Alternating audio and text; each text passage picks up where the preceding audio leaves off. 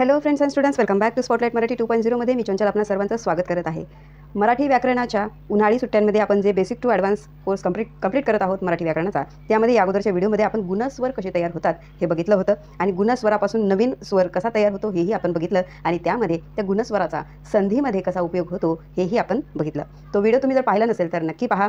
गुणस्वरानंतरची जी advance अजून स्वर निर्माण करण्याची जी पद्धत आहे ती एक आहे वृद्धी स्वर, की हा वृद्धी स्वर कसा तयार होत असतो, कसा निर्माण होत असतो, यांची सूत्र काय आहेत आणि हा जे वृद्धी स्वर आहे तो संधी या चॅप्टरमध्ये कशा पद्धतीने वापरला जातो हे आज आपण आपल्या या व्हिडिओमध्ये पाहणार आहोत। त्याच्यामुळे व्हिडिओ स्किप करू नका, शेवटपर्यंत बघा आणि जर आवडलं तर नक्की लाईक शेअर करा आणि चॅनलवर नवीन असाल तर प्लीज सबस्क्राईब करा। चला तर मग सुरू करू। तर पहिला आपण जो प्रश्न तयार केलेला आहे की वृद्धी स्वर कसा तयार होतात, तर यामध्ये आपण दोन सूत्र तयार केलेली आहेत वृद्धी स्वराची। ओके, पहिले समजून घेऊ की ही वृद्धी काय आहे। तर पहा, वृद्धी म्हणजे काय की वृद्धी म्हणजेच एक प्रकारची वाढ, म्हणजेच अशी वाढ आहे की ज्यातून दोन स्वरांच्या एकत्रीकरणातून एक नवीन स्वर निर्माण होणार आहे। मग हे जे दोन स्वर आहेत ते दोन स्वर भिन्न असतील, विजातीय असतील। भिन्न विजातीय म्हणजेच त्यांची जे स्वरांचं स्थान आहे ते उच्चारस्थान वेगवेगळं असणार आहे आणि अशा दोन भिन्न स्वरांच्या एकत्रीकरणातून एक नवीन स्वर निर्माण होणार आहे, नवीन स्वराची वाढ होणार आहे, त्याला म्हणायचं वृद्धी स्वर। ओके, तर ही झाली वृद्धी स्वराची व्याख्या। तर यामध्ये पहिलं सूत्र सांगतं की यामध्ये अ किंवा आ यांच्यापुढे जर ए किंवा ऐ यापैकी एखादा जर स्वर आला तर त्या चारही परिस्थितीमध्ये कंडिशनमध्ये त्या दोन स्वरांऐवजी काय होणार आहे, ऐ हा स्वर होणार आहे। ओके, मग ह्या चार कंडिशन्स कशा पद्धतीनं होतील, तर यामध्ये पहा, अ प्लस ए, अ प्लस ऐ, आ प्लस ए किंवा आ प्लस ऐ अशा पद्धतीने ह्या चार कंडिशन तयार होतील। मग या चारही परिस्थितीमध्ये काय होणार आहे की या दोन स्वरांच्या एकत्रीकरणातून हा ऐ हा स्वर होणार आहे। यापैकी या कोणत्याही जोडीच्या स्वराच्या एकत्रीकरणातून काय होणार आहे, हा ऐ हा स्वर होणार आहे।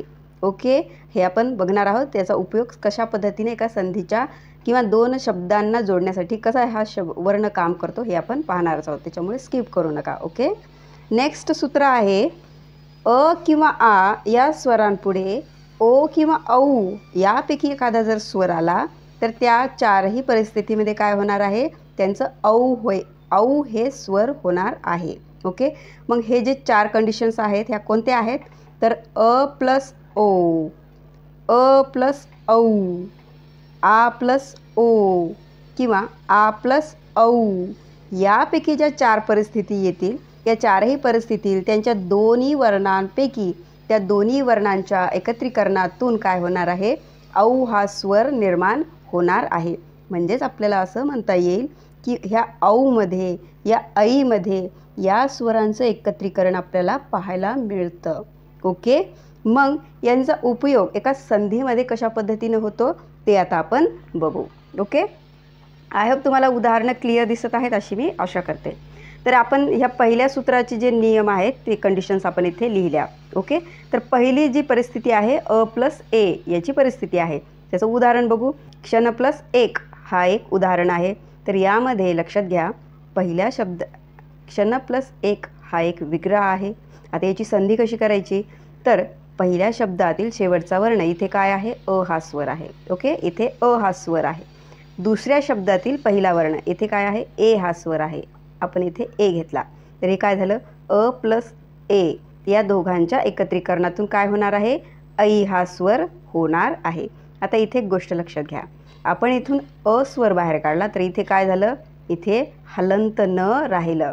ओके, हा जो हलंत न आहे आणि हा जो ऐ हा स्वर निर्माण झाला आहे, वृद्धी झालेली आहे, तर हा वृद्धी झालेला स्वर या हलंत न ला पूर्ण करणार आहे। ओके, म्हणजेच या हलंत व्यंजनाला स्वर पूर्ण करणार आहे। मग हा जो ऐ आहे तो कशाच्या स्वरूपामध्ये लागणार आहे, तर या मात्रेच्या स्वरूपामध्ये लागणार आहे। म्हणजेच ह्या नचं काय झालं, नय झालं। ओके, मग जी संधी तयार झाली क्षणेक, तर हा जो क्षणेक तयार झाला, हा नय तयार झाला, हा कशा पद्धतीने तयार झाला, तर या दोघांच्या एकत्रीकरणातून हा ऐ तयार झाला आणि या न मध्ये या ऐची मात्रा टाकण्यात आली त्यामुळे हा न पासून नय तयार झाला. ओके, मग ह्या क्षण प्लस एक या विग्रहाची संधी काय झाली? क्षणेक. ओके, आय होप तुम्हाला समजले. नेक्स्ट उदाहरण बघा. नेक्स्ट कंडिशन आहे अ प्लस ऐ. तर याचं उदाहरण बघा. मत प्लस ऐक्य. तर यामध्ये पहिल्या शब्दातील शेवटचा वर्ण काय आहे? अ आहे. इथून त बाहेर काढला आपण, सॉरी, या त व्यंजनातून स्वर बाहेर काढला अ. तर इथे काय राहील मग? इथे हलंत त राहील. ओके, कारण इथे स्वर बाहेर काढला. आता नेक्स्ट आहे की दुसऱ्या शब्दातील पहिला वर्ण काय आहे? ऐ हा स्वर आहे. आता अ प्लस ऐ या दोघांच्या एकत्रीकरणातून काय बनणार आहे? ऐ हा स्वर बनणार आहे आणि त्याची मात्रा अशा पद्धतीनं आहे. मग ही मात्रा कोणाला लागणार आहे? तर या त व्यंजनाला पूर्ण करणार आहे. मग या ठिकाणी हलंत त प्लस ऐची मात्रा टाकल्यावरती काय होणार आहे? तै होणार आहे, तै. मग मत प्लस ऐक्य या विग्रहाची संधी काय झाली? मतैक्य. ओके, आय होप समजते तुम्हाला. तर नेक्स्ट बघा, सदा प्लस ऐव. तर याची जी कंडिशन आहे आ प्लस ए ही कंडिशन आहे आणि उदाहरण आहे सदा प्लस ऐव. तर यामध्ये पहिल्या शब्दातील शेवटचा वर्ण आ आहे. ओके, स्वर. दुसऱ्या शब्दातील पहिला वर्ण काय आहे? ए आहे. तर यामध्ये ही जी कंडिशन तयार झाली आ प्लस ऐची, तर या ठिकाणी त्या दोघांच्या एकत्रीकरणातून काय झालं? ऐ हा स्वर झाला. आणि आपल्याला माहिती आहे इथून आपण स्वर बाहेर काढला तर इथे काय राहिलं? हलंत द राहिलं. मग या हलंत दला हा स्वर पूर्ण करत आहे. ओके, मात्रेच्या स्वरूपामध्ये. मग या ठिकाणी हा जो दा आहे तो दैमध्ये रूपांतरित झाला. ओके, दैमध्ये हा जो दा आहे त्याचा दैमध्ये वृद्धी झाली. मग ही वृद्धी कशी झाली? तर या स्वरूपामध्ये झाली. या दोघांच्या एकत्रीकरणातून हा ऐ तयार झाला. म्हणजे सदा प्लस ऐव या विग्रहाची संधी काय झाली? सदैव झाली. ओके, प्लस ऐ ही कंडिशन आहे. उदाहरण बघू. महा प्लस ऐश्वर्य. तर यामध्ये पहिल्या शब्दातील शेवटचा वर्ण काय आहे? आ आहे. इथे आ हा स्वर बाहेर काढला तर इथे काय राहील? ह हे व्यंजन राहील, हलंत ह. ओके, दुसऱ्या शब्दातील पहिला वर्ण काय आहे? ऐ हा वर्ण आहे. तर या ठिकाणी आ प्लस ऐ या दोघांच्या एकत्रीकरणातून काय होणार आहे? ऐ हा स्वर होणार आहे. म्हणून त्याची मात्रा अशा पद्धतीने होईल. मग हा जो हलंत ह व्यंजन आहे त्याला हा स्वर पूर्ण करणार आहे मात्रेच्या स्वरूपामध्ये. ओके, मग या ठिकाणी महाचं महे झालं. म्हणजे हा जे आहे इथे है झालं. म्हणजे काय झाली? त्याची वृद्धी झाली, वाढ झाली. तर यामध्ये ह्या हला या ऐने पूर्ण केलं, स्वराने पूर्ण केलं तर महा प्लस ऐश्वर्य या विग्रहाची संधी काय झाली? महेश्वर्य. ओके, महेश्वर्यम झाली. ओके, आय होप तुम्हाला समजलं. तर या ठिकाणी आपल्याला एक गोष्ट लक्षात येते आणि ती म्हणजे की या वृद्धी स्वराची जी निर्मिती आहे त्यामध्ये जर तुम्हाला एक संधी ओळखण्याची शॉर्ट ट्रिक ओळखण्यासाठी संधीमध्ये अशी ऐची मात्रा असलेली जे विग्रह आहेत किंवा संधी आहे त्या संधीमध्ये लक्षात घ्यायचं की जेथे अशा ऐची मात्रा असलेले संधी आहे ती संधी लक्षात घ्यायची की ती वृद्धी संधी आहे. ओके, ही एकदम शॉर्ट ट्रिक आहे लक्षात ठेवण्यासाठी की वृद्धी स्वर संधी ओळखायला हे एक बेसिक ट्रिक आहे. ओके, की त्या संधीमध्ये काय असणार आहे? हा ऐची मात्रा असणार आहे. ओके, आय होप तुम्हाला समजले अशी मी आशा करते. यामध्ये डाऊट असेल, काही समजलं नसेल तर नक्की कमेंट बॉक्समध्ये कमेंट करून सांगा. ओके, आता नेक्स्ट सूत्र जे दुसरं सूत्र आहे त्या दुसऱ्या सूत्रांची उदाहरणं बघूयात. कंडिशन्स हे आहेत की अ प्लस ओ, अ प्लस औ, आ प्लस ओ, आ प्लस औ. ओके, आणि याची उदाहरणं. तर पहिलं बघू अ प्लस ओचं उदाहरण जल प्लस ओघ. तर यामध्ये पहिल्या शब्दातील शेवटचा वर्ण काय आहे? अ हा स्वर आहे. इथे अ स्वर बाहेर काढला तर इथे काय झालं? हलंत ल राहिलं. मग दुसऱ्या शब्दातील पहिला वर्ण काय आहे? ओ आहे. मग या ठिकाणी ही जी कंडिशन तयार झाली अ प्लस ओ ही कंडिशन तयार झाली तर या दोघांच्या एकत्रीकरणातून जो स्वर तयार होणार आहे तो कोणता होणार आहे? औ हा स्वर होणार आहे. ओके, आणि आपल्याला माहिती आहे औ या स्वराची मात्रा अशा पद्धतीने आपण लिहित असतो. ओके, मग हा जे औ हा स्वर आहे हा कोणाला पूर्ण करणार आहे? तर हा या ल या स्वराला पूर्ण करणार आहे. हा हलंत ल आणि हा औ हा स्वर या दोघांच्या एकत्रीकरणातून काय बनणार आहे? लौ हे अक्षर बनणार आहे. म्हणून या ठिकाणी जल प्लस ओघ या विग्रहाची संधी काय झाली? जलौघ झाली. ओके, आय होप तुम्हाला समजलं की या ल पासून लौ कसा तयार झाला ते.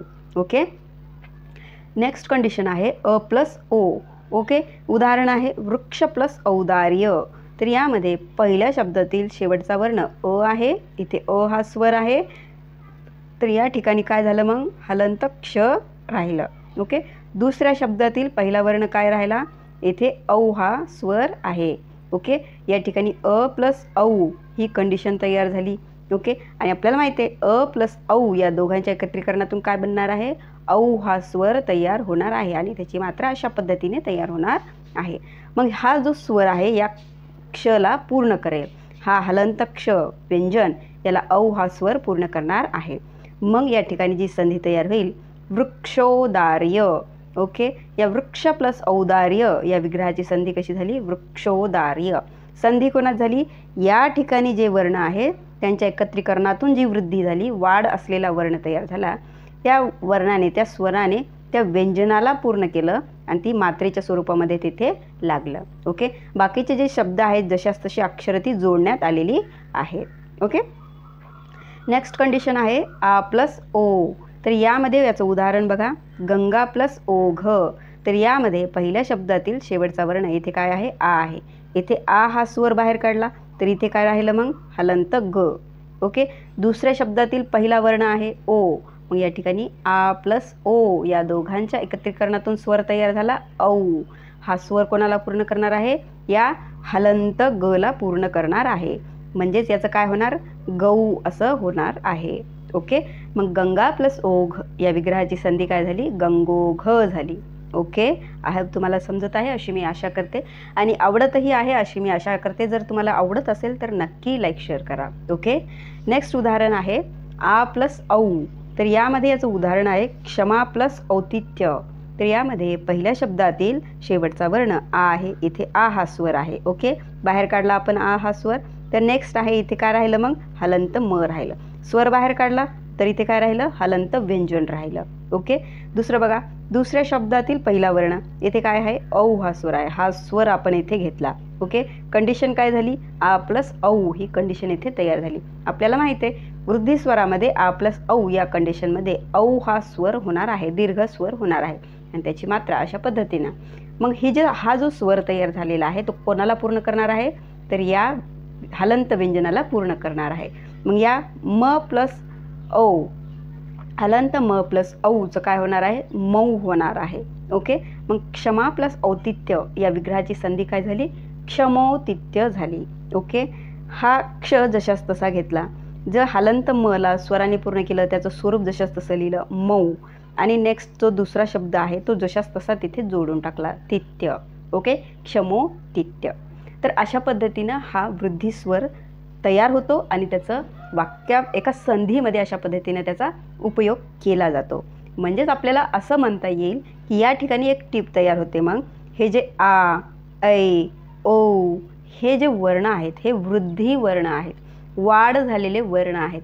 कारण यामध्ये अशा दोन विजातीय, अशा दोन भिन्न स्वरांचं एकत्रीकरण आहे यामध्ये आणि त्यांच्या एकत्रीकरणातून हे वृद्धी वाढ झालेले वर्ण स्वर तयार झालेले आहेत.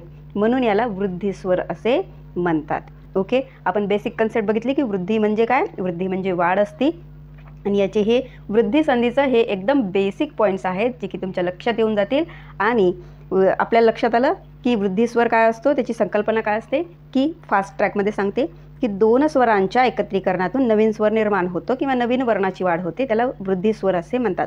आता यामध्येही एक कंडिशन अशी आहे की हे जे दोन स्वर एकत्र येतात त्यामध्ये हे दोन स्वर कसे आहेत, भिन्न आहेत, विजातीय आहेत.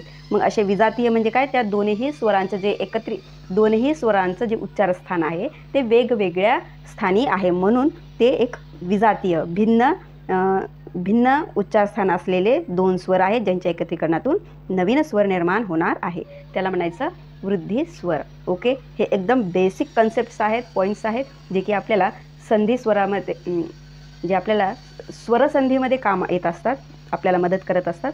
आणि यामध्ये त्यातही स्वरसंधीची जी वृद्धी संधी आहे त्यामध्ये आपल्याला हे पॉईंट्स माहीत असणं गरजेचं आहे, कारण हे त्याचा बेसिक आहे. ओके, आय होप तुम्हाला यामधलं हे पॉईंट्स सारे समजले असतील अशी मी आशा करते. यामध्ये जर तुम्हाला काही समजलं नसेल, डाऊट असेल तर नक्की आपल्या कमेंट बॉक्समध्ये कमेंट करून सांगा. आणि जर तुम्हाला आवडलं असेल तर नक्की लाईक शेअर करा. चॅनलवर नवीन असाल तर प्लीज सबस्क्राईब करा. आपल्या चॅनलचं नाव आहे स्पॉटलाईट मराठी 2.0.